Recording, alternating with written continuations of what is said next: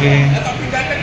Alhamdulillahirabbil alamin. Terima kasih Pak Bambang sudah diberikan waktu untuk kita dari FKKMK UGM untuk memberikan pelayanan kepada masyarakat terkait dengan terapi sujo. Ya, sebelumnya saya ingin memperkenalkan diri dulu Pak. Jadi saya itu adalah dosen di Fakultas Kedokteran, Kesehatan Masyarakat dan Keperawatan di UGM.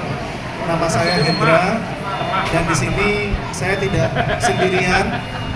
Kebetulan yang ada bersama dengan ibu-ibu adalah salah satu profesor kami, yaitu Profesor Intan Sari Nurjana. Beliau sedang yang berada di sudah di mana? Niku, oke. Yang berada dengan ibu adalah profesor kami, adalah Prof. Intan Sari Nurjana. Ya, dan teman-teman yang memakai jas UGM ini adalah mahasiswa kami, yaitu mahasiswa magister S2 yang kebetulan mereka sedang mempelajari terkait dengan terapi komplementer sujo. Ya, sebelum saya jauh gitu ya, saya pengen tanya ke bapak-bapak atau ibu-ibu di sini, ada yang tahu sujo sebelumnya? Sudah tahu gitu? Baru kenal? Oh iya, yang sudah tahu sujo ini kenapa?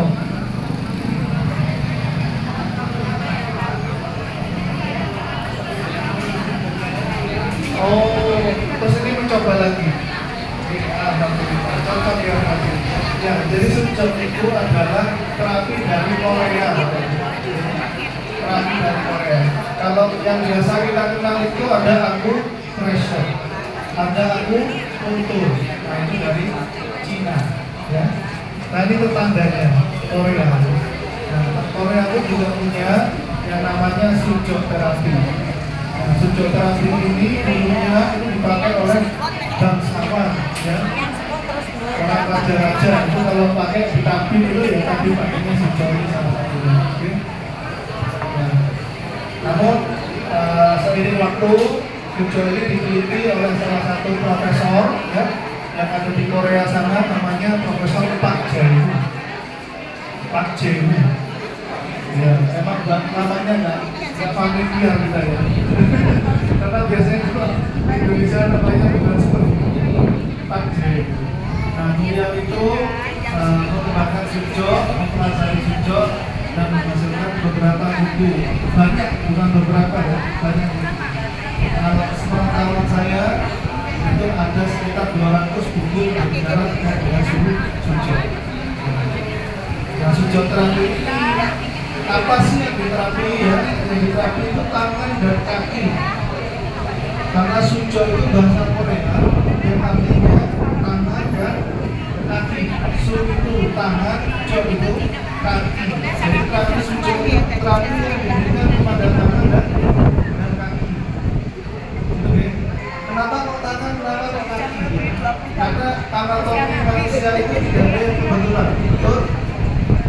Tuhan itu sudah menciptakan kita, Allah sudah ada alasannya, ya. Nah, kalau dilihat tangan kita itu memiliki anatomi yang sama atau struktur yang sama dengan tubuh manusia.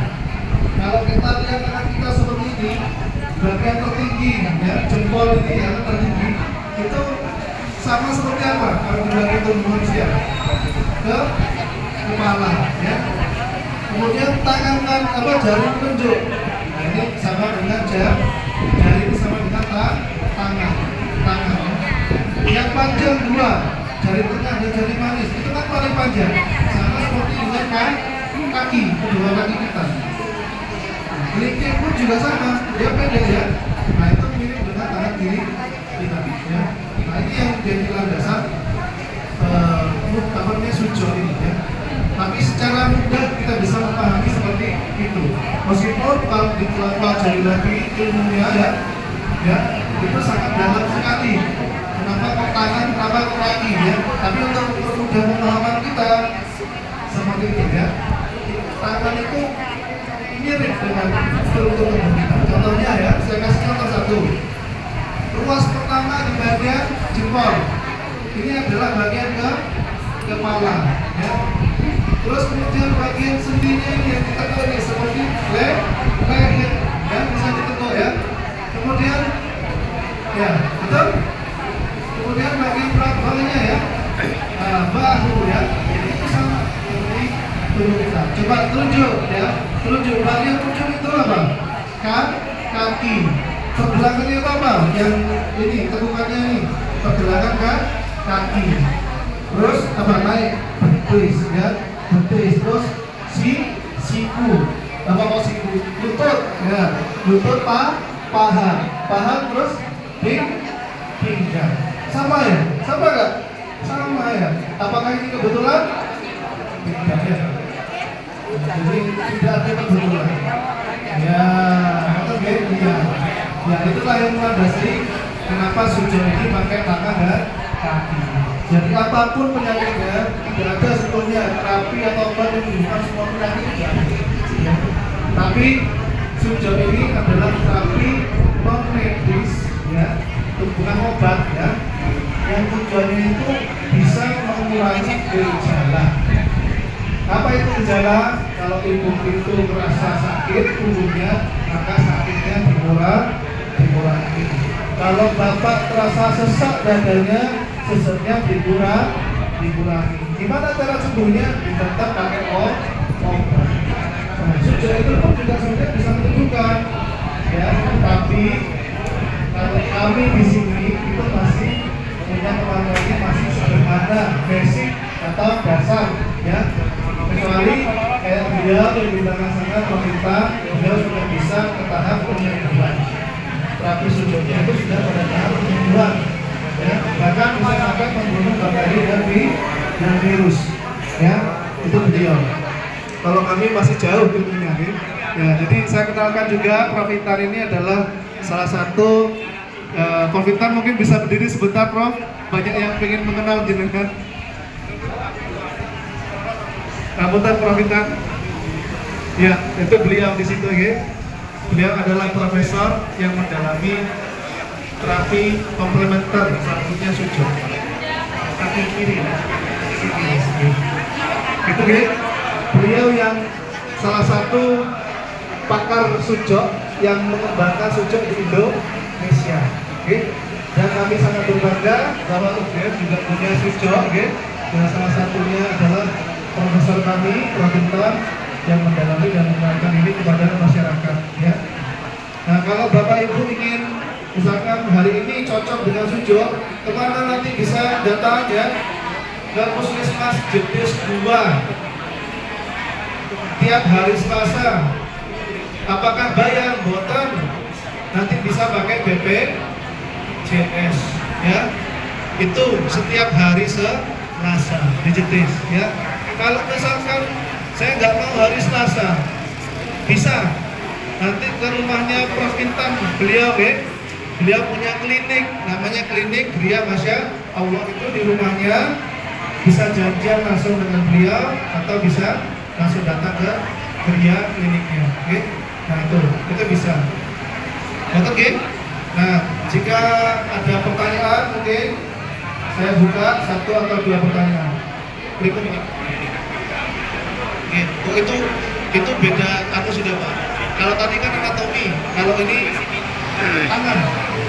Di bagian tangan. Oh, ini lengan atas. Oh, kalau organnya apa? Itu. Wah, kalau itu harus ada ini. Betul. Ini. Oh, maksud Bapak ini bukan punggung, ini kaki Pak. Kaki, dua-duanya ini kaki. Ya, ini paha, ini betis, ini kaki telapak. Nanti ada entah kalau pengen teman-teman tahu tentang sujud ini bisa di YouTube-nya Prof. Intan juga bisa. Beliau juga punya. Oh, kalau ini Bapak bisa pakai sampai lepas sendiri, Pak. Ini jadi nggak usah dibuka. Nggak apa-apa. Tapi Bapak kalau misalkan berwudu, Bapak ragu wudhunya mau masuk ke situ bisa dilepas. Tapi sebetulnya ini biopor. Biopor itu menyerap air sehingga wudhu masuk ke dalam. Ya. Tapi tergantung dengan kalau Bapak seratnya buka, buatan. Iya, Bapak itu bisa lepas sekarang. Nanti kalau di rumah sakit bisa dipasang lagi. Titiknya sama. sama ya. Diamalkan bukan itu ya. Dan jenengan dibawa pulang. Saya sediakan. Terima kasih. Ya, ada pertanyaan dari ibu-ibu.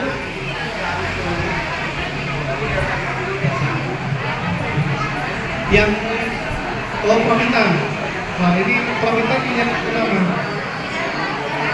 Sebentar ibu, saya juga begitu hafal.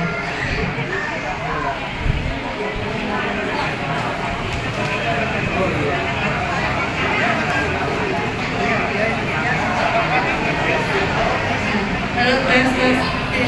Assalamualaikum.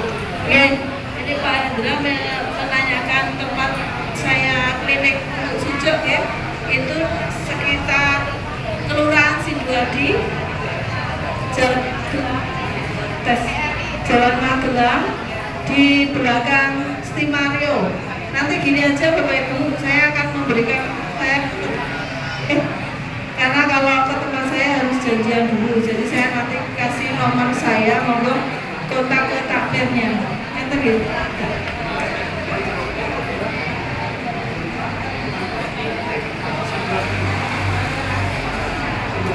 Oh, dekat Kelurahan Sidoarjo. Kelurahan Sidoarjo. Tapi nggak harus ke sana, juga bisa di Citis Belang nih, Bro. Hari Selasa. Nih.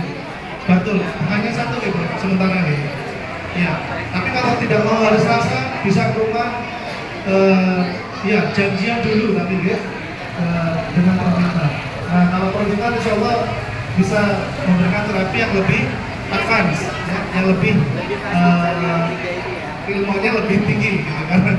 Ya, beliau ini tahun mesti upgrade keilmuan terkait dengan sujud. Oke, ya. Kalau kamu masih basic, terima kasih Pak Bitan. Oke, kalau ada pertanyaan lagi, Boten, saya itu di UGM, tapi kalau setiap Selasa itu di Jetis, Puskesmas Jetis 2 itu ada perawat. Iya, betul. Yaitu kalau yang Paskesnya Jetis 2 itu bisa hari Selasa itu buka klinik sujud. Gitu kan? Iya. Oke, ada pertanyaan lagi terkait dengan sujud supaya lebih tenang lagi pikirannya, wah ini apa gitu ya. Sudah cukup ya? Saya cukupkan, terima kasih banyak. Alhamdulillah kita sudah melakukan ini, semoga lancar sampai dengan akhir. Nanti saya akan kembalikan ke Pak Bambang ya. Terima kasih. Assalamualaikum warahmatullahi wabarakatuh.